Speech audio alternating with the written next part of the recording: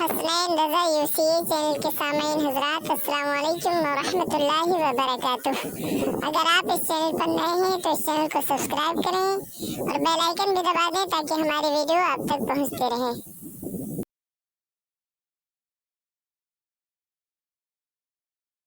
الحمد لله الذي أبدع الأفلاك والعظيم، والصلاة والسلام على من كان نبيا وآدم بين الماء والطين، وعلى آله وأصحابه الطيبين الطاهرين، أما بعد فأعوذ بالله من الشيطان الرجيم، بسم الله الرحمن الرحيم. كنتم خير أمة أخرجت للناس تأمرون بالمعروف وتنهون عن المنكر وتؤمنون بالله. صدق الله مولانا العظيم وبلغنا رسوله النبي الأمين الكريم، ونحن على ذلك لمن الشاهدين والشاكرين والحمد لله رب العالمين.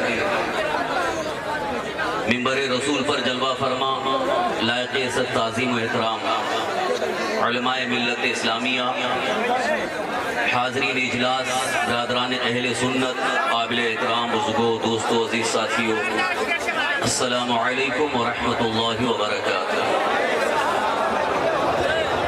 حصول برکت کے لیے آئیے مراب مل کر انتہائی ادب احترام اور خلوص و محبت کے ساتھ آقا نامدار، مدینے کے تاجدار، ہم غریبوں کے غم گسار، شفیع روز شمار، محبوب پروردگار، سید ابرار و اخیار، ارواحنا فداہ جناب محمد رسول اللہ صلی اللہ تعالی علیہ وآلہ وسلم کی بارگاہ بے کسبنا میں جھوم جھوم کر بآواز بلند درود و سلام کا نذرانہ پیش کر لیں۔ پڑھیں اللہم صلی وسلم علی سیدنا مولانا محمد معدن الجود والکرم وعلی آلہ واصحابہ وبارک وسلم، صلاة و سلاما علیک یا رسول اللہ، صلاة و سلاما علیک یا حبیب اللہ۔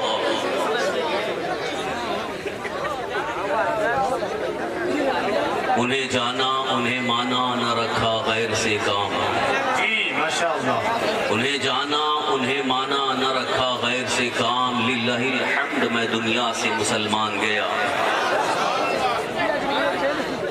جان و دل ہوش و خیرت سب تو مدینہ پہنچے، جان و دل ہوش و خیرت سب تو مدینہ پہنچے، تم نہیں چلتے رضا سارا تو سامان گیا۔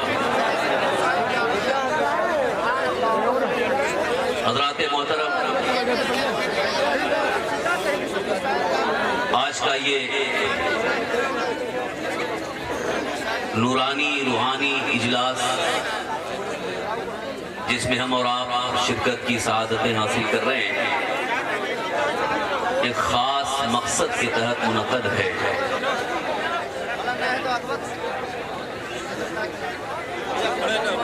جلسہ منعقد کرنے والوں نے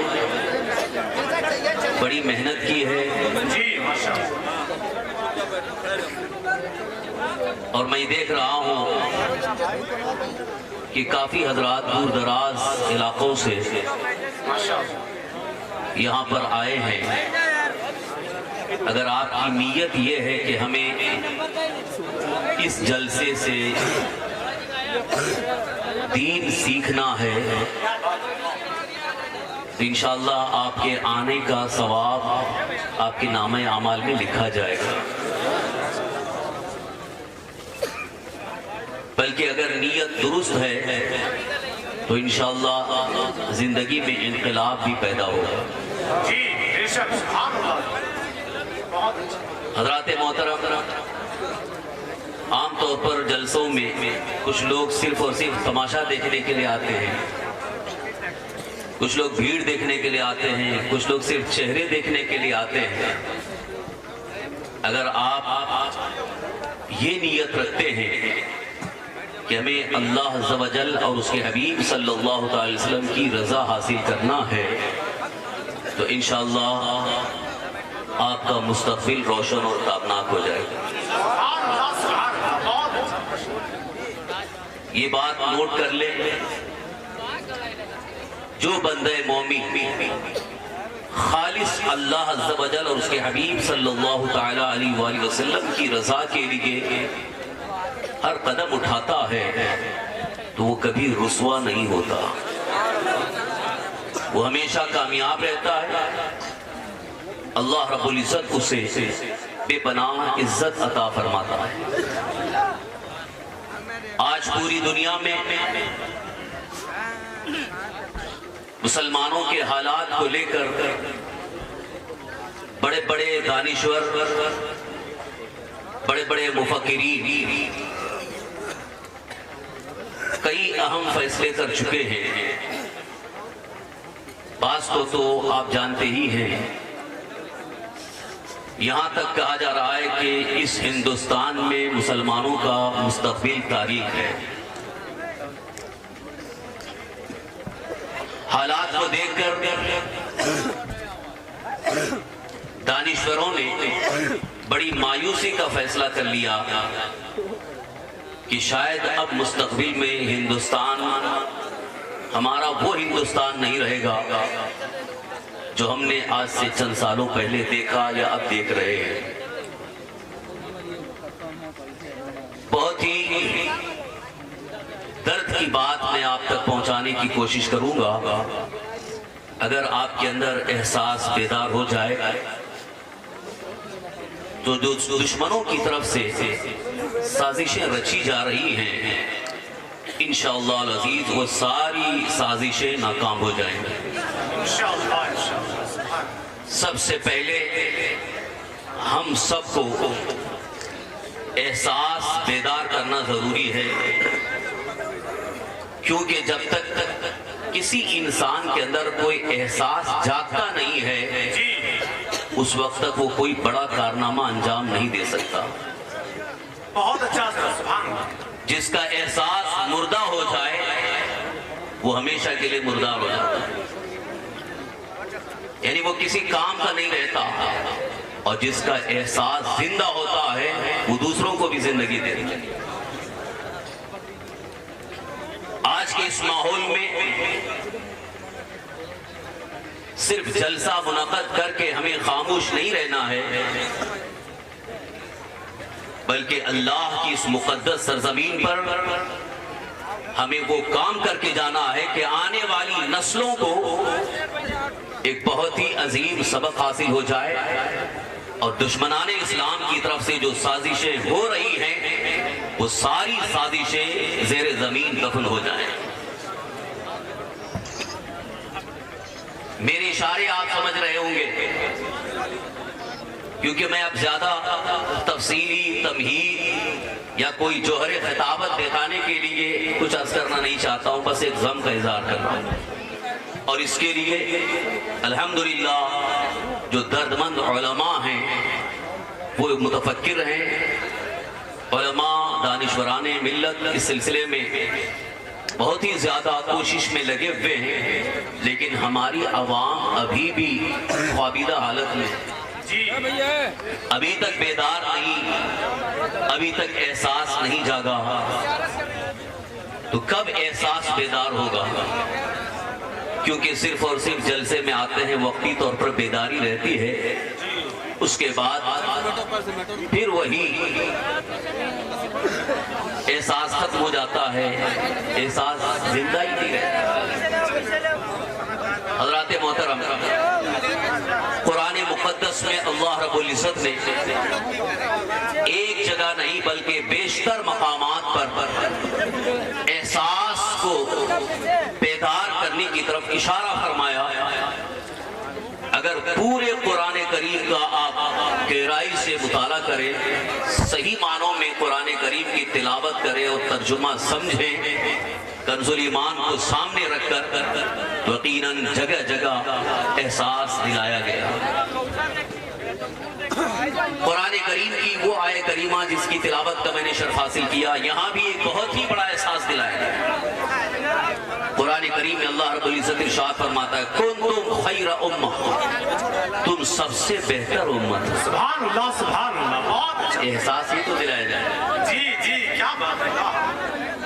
اس لیے کہ ایک انسان جب تک اپنے اپنے مقام و مرتبے کو سمجھتا نہیں ہے وہ کسی لائق بننے کی کوشش نہیں کرتا. کیا بات ہے, بہت اچھا, بہت اچھا. اور جو اپنے مقام و مرتبے کو سمجھ لیتا ہے تو پھر اس کے پاس بلندی کی طرف جانے کے علاوہ کوئی اور دوسرا راستہ ہی نہیں ہوتا. سبحان اللہ, سبحان اللہ, بہت. اس کی ایک چھوٹی سی مثال آپ کے سامنے پیش کروں, آپ بہت جلد سمجھ جائیں گے. ہمارے درمیان وہ حضرات جو کسی عہدے پر فائز ہو جاتے ہیں, کوئی لیڈر ہے, نیتا ہے, وزیر ہے, اس کو کبھی آپ گلی نکڑ پر کھڑے ہوتے نہیں دیکھیں گے, گلیوں میں چلتا ہوا نہیں دیکھیں گے, ادھر ادھر ہوٹل میں بیٹھ کر کے گپ شپ کرتا ہوا نہیں دیکھیں گے, اس لیے کہ اس کا اسٹیٹس اسے مجبور کر رہا ہے.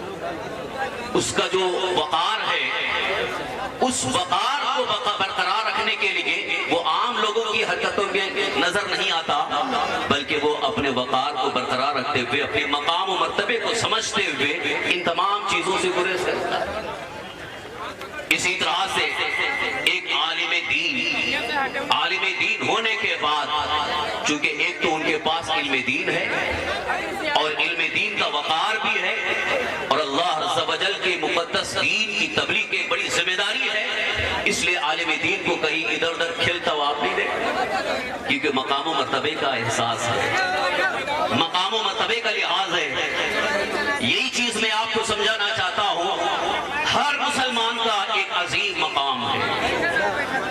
علماء کا مقام اپنی جگہ, اور جو غیر عالم ہیں لیکن مومن کامل ہے, امت مصطفیٰ ہے, اللہ تعالیٰ نے ارشاد فرمایا کنتم خیر امہ, تم سب سے بہتر امت, تم سب سے اچھی امت ہو, تم سب سے عمدہ امت ہو. یہاں لفظ امت سے ایک اشارہ دے رہا ہوں, پچھلی امتیں جتنی بھی آئیں, حضرت موسیٰ علیہ السلام کی امت, حضرت عیسیٰ علیہ السلام کی امت, یعنی دیگر انبیاء کی امتوں میں سب سے بہتر امت امت مصطفیٰ ہے.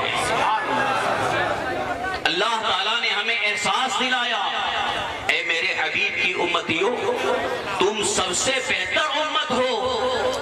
اور آج اس چیز کو ہم اپنے ذہن میں رکھیں تو یقیناً ہماری زندگی خود بخود بہتر ہو جائے گی, پھر ہمیں کسی کو شکایت کرنے کا موقع ہی نہیں ملے گا.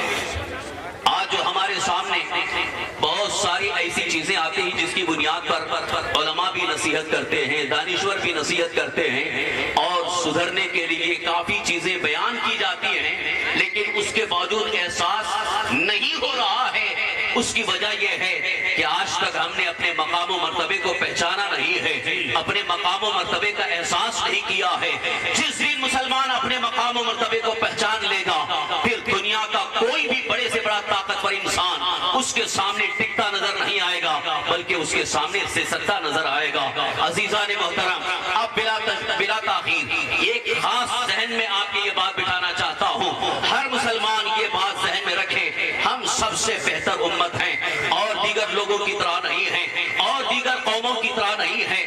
ہمارا عمل, ہمارا کردار, ہمارے جذبات, ہماری فکریں, ہمارا طرز, ہمارا طریقہ, ہماری زندگی کا ہر لمحہ اللہ کے حبیب صلی اللہ علیہ وسلم کے طریقے کے مطابق. بے شک, سبحان اللہ. اسی لیے اللہ تعالیٰ نے فرمایا تم سب سے بہتر امت, بہت اچھا, تمہیں سب سے بہتر امت بنایا گیا ہے. میں یہ اس لیے عرض کر رہا ہوں, یہ احساس نہیں ہے. اسی وجہ سے آج اکثر مسلمانوں کا حال یہ ہو گیا ہے کہ گھروں میں بھی ناچ گانے کی محفلیں سجاتے نظر آ رہے ہیں, گلی نکڑ پر کھیلتے نظر آ رہے ہیں. ایسی حرکتیں جن حرکتوں کو دیکھنے کے بعد ایک دردمند مسلمان کا چہرہ شرم سے جھک جاتا ہے. اے میرے محترم بزرگوں, آپ اس بات کا احساس کرو, یہ کیوں کہا جا رہا ہے, اس کی وجہ یہ ہے, ایک مسلمان اگر کوئی غلط حرکت کرتا ہے تو صرف اسے بدنام نہیں کیا جاتا, سیدھے انگلی اٹھائی جاتی ہے مذہب اسلام پر, سیدھے